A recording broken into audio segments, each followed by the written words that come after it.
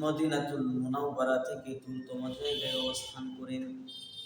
কারণ হচ্ছে নবীজি ইন্তেকাল করেছেন, আমি আর বিরহ জ্বালা সহ্য করতে পারবো না, আমি আর বিরহ যন্ত্রণা আমি সহ্য করতে পারবো না। সেই জন্য তিনি দ্রুততম জায়গায় গিয়ে বসতি স্থাপন করেন। অনেকদিন পর দেখা যায় হযরত বেলাল রাদিয়াল্লাহু তাআলা আনহু এসে উপস্থিত। সাহাবায়ে কেরাম সহ অনেকেই তার সামনে এসে বীর জমিয়েছে। হযরত আব্দুর রহমান ইবনে আউফ রাদিয়াল্লাহু তাআলা আনহু পর্যন্ত একত্রিত হয়ে তাকে আবদার করলেন যে আপনার আযান দিতে হবে। নবীজির ইন্তেকালের পর অনেক সময় চলে গেছে, কিন্তু আপনার মুখ থেকে কখনো আমরা আযান শুনি না।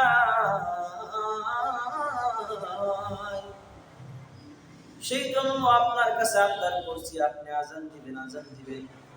ওই সময় হযরত বেলাল রাদিয়াল্লাহু তাআলা বলেন, না না না, আমি আযান দিতে পারবো না, আমি আযান দিতে পারবো না, আমি বিরহ জ্বালা সহ্য করতে পারবো না।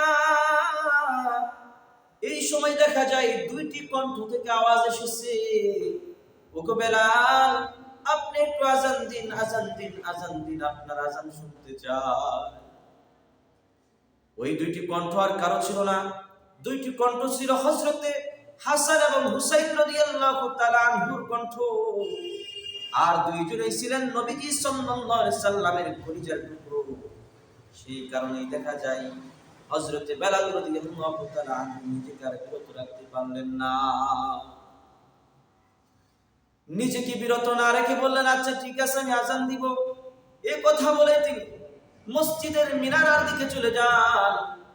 মসজিদের মিনারায় গিয়ে যখন আযান শুরু করবেন, আযান শুরু করছেন, আল্লাহু আকবার, আল্লাহু আকবার, আল্লাহু আকবার, আল্লাহু আকবার, আশহাদু আল লা ইলাহা ইল্লাল্লাহ, আশহাদু আল লা ইলাহা ইল্লাল্লাহ। যখন তিনি আশহাদু আন্না মুহাম্মাদার রাসূলুল্লাহ পড়েছেন, আশহাদু আন্না মুহাম্মাদার রাসূলুল্লাহ পড়েছেন, সঙ্গে সঙ্গে তিনি জ্ঞান হারিয়ে তপাস করে জমিনের মধ্যে পড়ে যান। সাহাবায়ে কেরাম একত্রিত হয়ে হযরত বেলাল রাদিয়াল্লাহু তাআলা আনহুকে সেখান থেকে একটি সমান্তরাল জায়গার ভিতরে নিয়ে আইসা পানি ছিটা করে অপেক্ষা করেন যে হযরত বেলাল রাদিয়াল্লাহু তাআলা আনহু জ্ঞান ফিরে নাকি। দেখা যায় কিছুক্ষণ বাদে হযরত বেলাল রাদিয়াল্লাহু তাআলা আনহু জ্ঞান ফিরে পেয়েছেন। হযরত বেলাল রাদিয়াল্লাহু তাআলা আনহু জ্ঞান ফিরে পেলেন। জ্ঞান ফিরে পাওয়ার পর তাকে জিজ্ঞাসা করলো, ওকে বেলাল, ওগো বেলাল, আপনি কেন এরকম ভাবে জ্ঞান হারিয়ে ফেললেন? আপনি কেন এরকম ভাবে বেহুশ হয়ে গেলেন? এর হেতু কি, নিমিত্ত কি, নেপথ্যে কারণ কি, একটু আমাদেরকে খুলে বলেন। হযরত বেলাল রাদিয়াল্লাহু তাআলা আনহু বলেন, শোনো ভাই, আমি আগে আযান দিতাম, তখন তো নবীজি জীবিত ছিল, তখন তো নবী জীবিত ছিল। আগে আমি আযান দিতাম, তখন নবী জীবিত ছিল। আর এখন আমি আযান দেই একই বেলাল, কিন্তু নবী জীবিত নাই। এই বেলাল আগে আযান দিত, আর আযানের জবাব নবীজি হুজরাখানা থেকে জবাব দিতেন। এই বেলাল আযান দিত, এই আযানের জবাব নবীজি মসজিদে নববী থেকে এই আযানের জবাব দিতেন। আর আমি এরকম ভাবে সাক্ষ্য দিতাম, আশহাদু আন্না মুহাম্মাদার রাসূলুল্লাহ,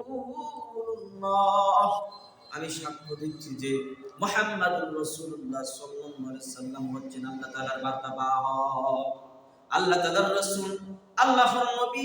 এই সাক্ষ্য আমি তখন দিতাম, আর এই সময় নবীজি জীবিত ছিলেন।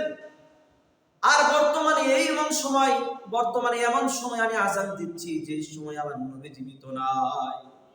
আমি আযান দিচ্ছি আর নবী দুনিয়াতে নাই। আমি এই কষ্ট সহ্য করতে পারছি না। এই বিরহ যারা আমার বুকের ভিতরে দাও দাও করে শুরু করেছে, এই বিরহ যারা আমার বুকের ভিতরে দাও দাও করে জ্বলা শুরু করে দিয়েছে, সেই জন্য এই বেলাল বেহুশ হয়ে গেছে। সেই জন্য এই বেলাল হুশ হারিয়ে ফেলেছে। এই বেলাল নিজেকে ধরে রাখতে পারে নাই, এই বেলাল নিজেকে কন্ট্রোল করতে পারে না।